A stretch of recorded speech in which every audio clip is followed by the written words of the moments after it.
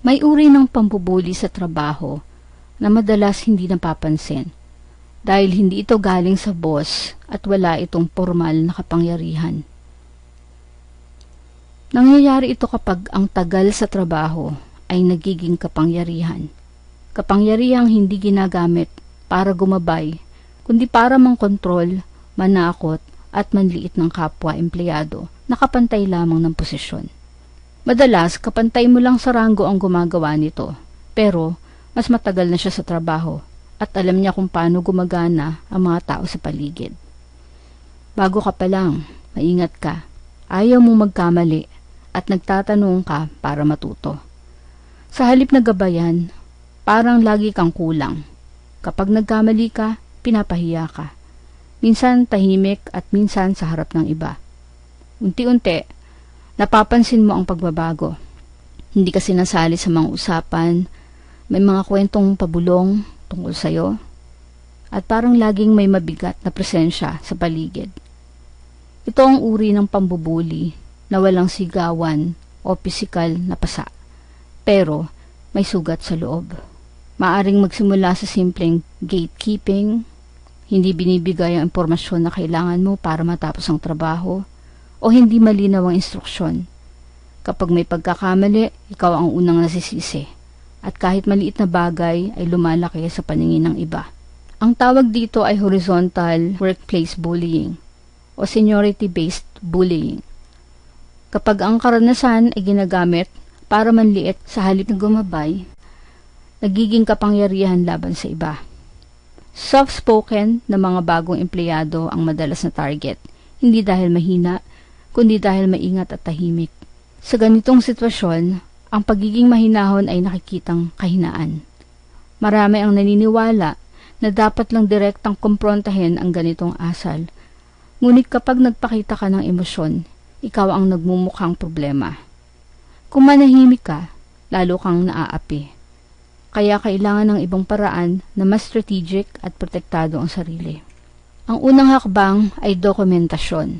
Isulat ang nangyari, petsa, oras, eksaktong salita, saksi at pattern. Hindi opinyon, katotohanan lamang. Ang malinaw na tala ay naglilipat ng usapin mula personal patungo sa professional. Kasabay nito panatilihin ang dignidad. Huwag mag-overshare. Huwag mag-vent sa maling tao. At iwasan ang emosyonal na reaksyon. Kalmado at malinaw na komunikasyon, lalo na kung nakasulat, ang pinakamabisang proteksyon. Habang ginagawa mo ito, mahalagang humingi ng suporta mula sa mga kakilala o kasamahan na maaasahan. Hindi nila kailangan labanan ang bully para sa iyo, ngunit pwede nilang patotohanan ang nangyari at magbigay ng moral support. Ang isolation ay karaniwang nagpapalakas sa pang-aapi. Kaya ang mga kaalyado ay nagpapabawas sa kapangyarihan ng bully. Kung may HR, ethics hotline, o employee assistance program sa kumpanya, gamitin ito bilang tool. I-report ang nangyari ng nakasentro sa epekto sa trabaho, hindi sa personalidad o motibo. Pinapakita nito na ito ay professional concern at hindi simpleng personal conflict. Kung kailangan ng i-escalate, gawin ito ng maayos. Itoon ang pag-uusap sa epekto sa trabaho, sa team at sa productivity. Ipakita ang pattern at dokumentasyon. Sa ganitong paraan, nakikita ng management ang problema bilang systemic at hindi bilang personal na usapin. Kaya mas malaki ang tsansa na kumilos sila ng maayos. Sa proseso ng lahat ng ito, mahalagang baguhin ang mindset. Ang pagiging soft-spoken o maingat ay hindi kahinaan. Ang matututunan mo sa pag-navigate sa ganitong sitwasyon ay nagbibigay sa iyo ng resilience at professional skills na magagamit mo kahit sa ibang pagkakataon. Ang layunin ay hindi makipag-away, kundi protektahan ang dignidad, kalusugan ng isip at career mo. Kung tutuusin, hindi nakadepende ang pambubuli sa titulo. Minsan galing ito sa taong pinakamatagal na at marunong gumamit ng impluensya. Pero may paraan para mabago ang balanse.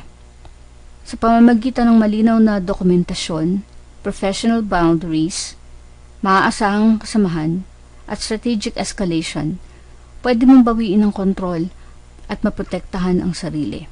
Kung nararanasan mo ito ngayon, tandaan mo, Hindi ka nag-iimbento. Hindi ka mahina. Hindi ka nag-iisa. May karapatan kang igalang, maging ligtas, at magtagumpay sa trabaho, sa paraang pinapangalagaan ng sarili mo.